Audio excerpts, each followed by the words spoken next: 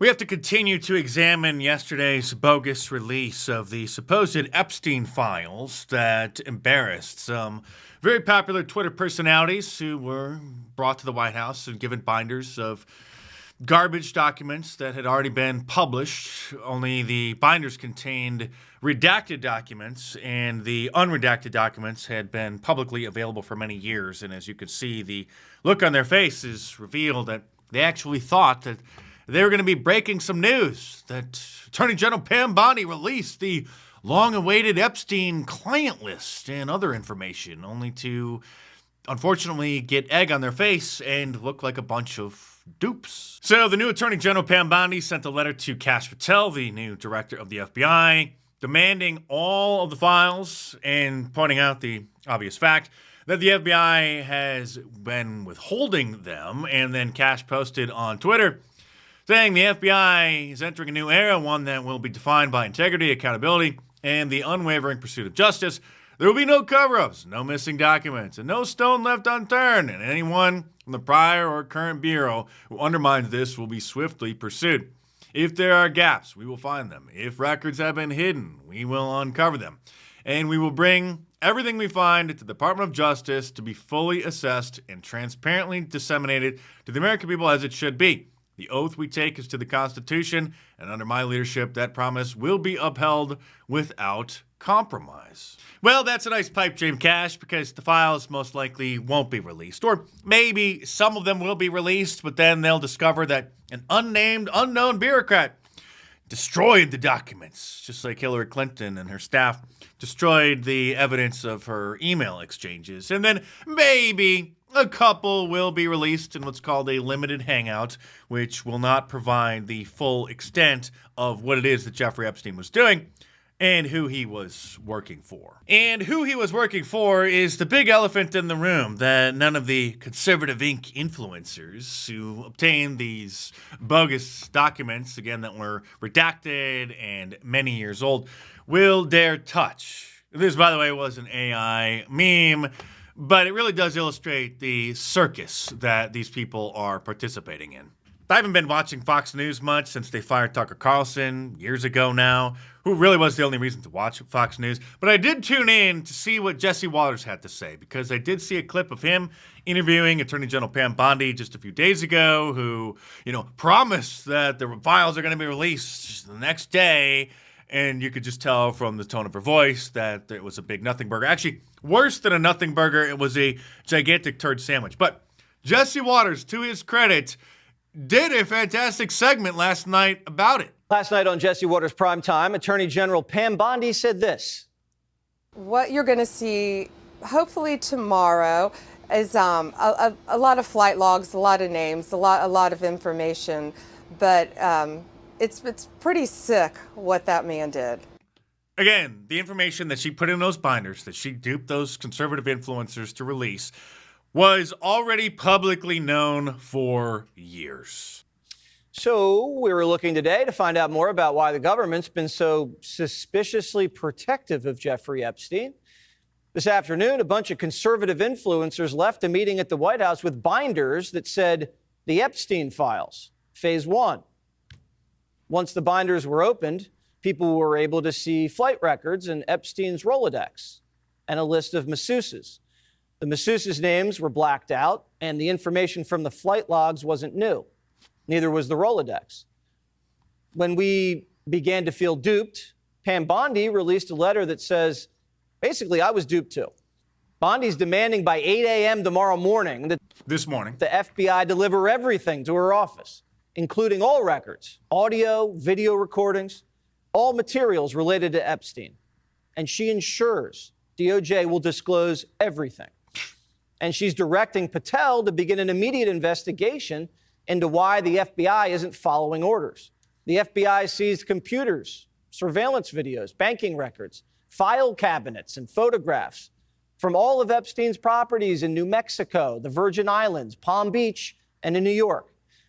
The Justice Department also gave Epstein a sweetheart non-prosecution deal 17 years ago. Where are those files?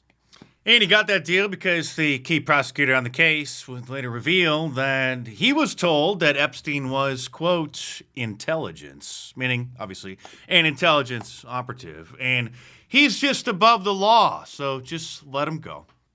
Epstein was probably an intelligence asset, rumored to be working with the Israelis, maybe this country, probably other countries. Much respect to Jesse Waters for daring to mention that. If you missed yesterday's video, you're going to have to go and watch it because there's a lot of information in there, particularly in the end, which will make a lot of this make much more sense. And while the conservative Inc. influencers weren't duped and thought that they had some groundbreaking evidence in their hands, us old school YouTubers who've been very familiar with this case for 15 years, knew what exactly was going on and the embarrassment that they would soon face. And, of course, the victims of Jeffrey Epstein, of which there are many, hundreds, but several of them who have been vocal about what has happened, they also are obviously very upset at this ridiculous circus of a supposed release. Things are so weird that this pundit on CNN last night actually was making sense. Another Epstein victim, Marika Chartouni, she reached out to me and she said, nothing new was released. It was all a show, a circus. And I think it really upsets them because they saw the theater that was going on, the binders that were handed out to these influencers, suggesting that this is all new information. But anyone who knew anything about the Epstein trial and the case knew that this was not new information at all. They used their own followers as props today. They made them look like fools. And they are furious online. There is a revolt going on among the right. They're furious. They stood there in the White House with these binders that had nothing in them that was new. They're props. Laura Loomer, I know, she's been very closely associated with Trump. She's freaking out about this. Anna Polling. What is their specific problem? Their problem is that you made this into some sort of dark Gimponi show. Look at that, the pictures, and there's nothing in there. This is nothing.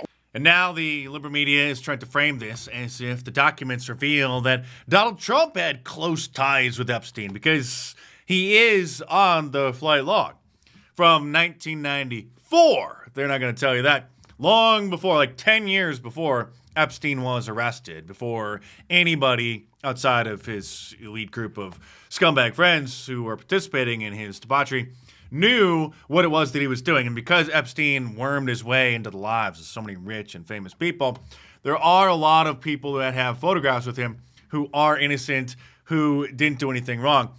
And the media won't tell you that while Donald Trump's name is on the flight log, and while it was 10 years, longer than 10 years before Epstein was arrested, the flight log also contains Marla, his first wife, second wife, can't keep track of these, but his wife at the time, and Tiffany, his daughter, and a nanny, okay? So it was basically like a family trip. So Donald Trump was not on the plane to do what Bill Clinton and others did on the plane, which others, Secret Service agents, and others have, the victims have come forward and said. Real journalists, on the other hand, are people like James O'Keefe, who obtained this hot mic footage from ABC of one of their key anchors, admitting that the higher-ups killed the story that she was working on, despite she had everything. Not to mention Alex Jones, who was talking about Jeffrey Epstein's activities since, well, probably the day after his arrest. So about 20 years now, and that's where I first learned about it, about 20 years ago. And detailed some of his activities in my book, The Bohemian Grove Facts of Fiction, which came out over a decade ago.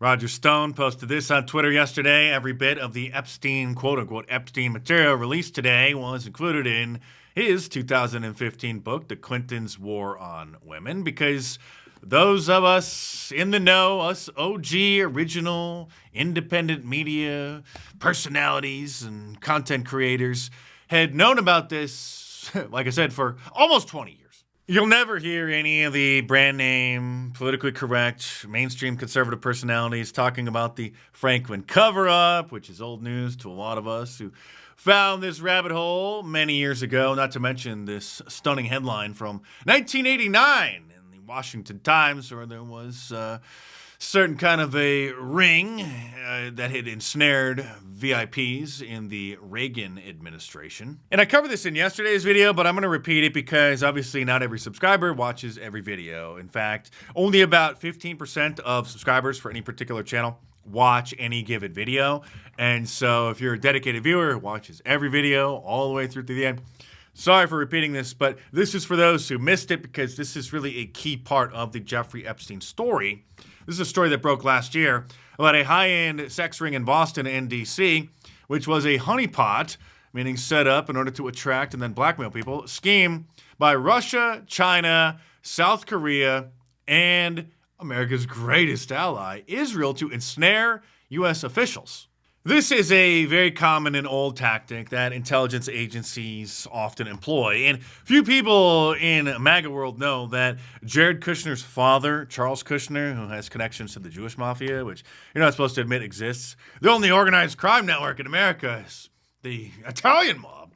But Charles Kushner was arrested years ago for orchestrating a situation where he had a lady of the night seduce his brother-in-law, and then that was videotaped in order to get compromising material on him in order to disrupt an investigation and intimidate witnesses and a bunch of schemes that he was involved in.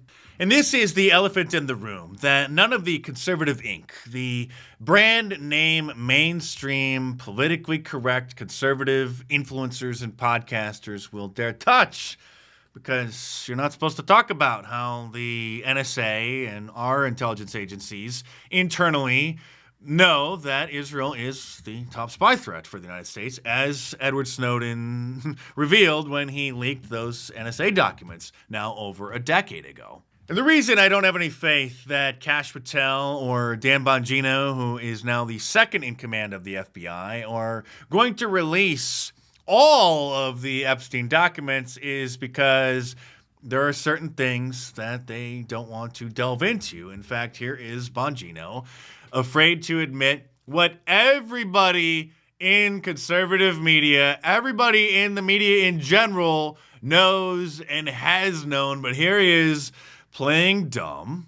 I'm in a green room at Fox, and I'm not going to say who because they didn't give me permission to share it, but the short story, but not who they are, says, you know, Epstein's an intelligence asset for people in the Middle East, right? I'm like, no, I didn't know that. Imagine not knowing this, even after Jeffrey Epstein was arrested. I mean, how out of touch are you, Dan? I'm like, you sure of that? The person, let's say, is like, I'm absolutely sure of that he's either a witting or unwitting asset, intelligence asset. Of course. Meaning, his plane and that island, the cameras, there's a big assumption out there that... Is his audience a bunch of 5-year-olds? Imagine having to dumb this down for an audience and telling people this like they don't know. Like this isn't common sense and hasn't been common sense for 15 years. These videotapes were exclusively in the custody of Epstein. That's a huge mistake. The reason they wanted this story to go away is because there's an assumption like, oh yeah, Epstein had him. No, he wasn't the only one who had him, according to this source. These assets, that's why this blackmail story makes so much sense. Which Middle Eastern countries they are, I don't know. But this person, who's a very, very good reporter.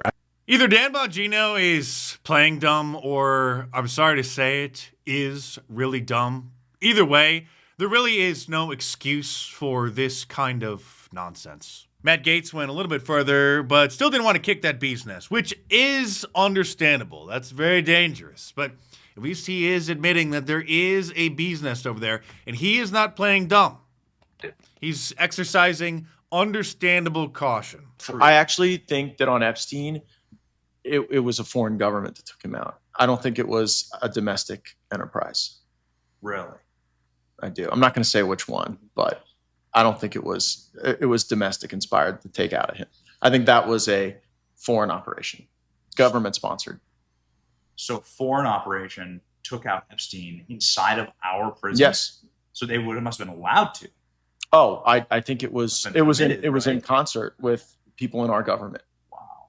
But not at like some, low level guard getting bribed kind of way. Yeah. At a state to state level. You got to respect Matt Gaetz for not playing dumb and not pretending that he didn't know what's going on. And a lot of times, you don't have to spell things out in big, bold letters for people. You just have to kind of point people in the right direction. And usually it's pretty clear what it is that you're trying to say. Then there's people like Twitter personality Mike Cernovich, who insists that it's anti-Semitic in order to connect those two obvious dots. And it's vaguely anti-Semitic. Mossad. Well, why? If Epstein were with Mossad, he'd be with the FBI too, right? You really think if Jeffrey Epstein was working for Mossad, that our own FBI wouldn't have intercepts of those conversations? Of course they do. This is like two different mafias that are sharing information, working together when it benefits them.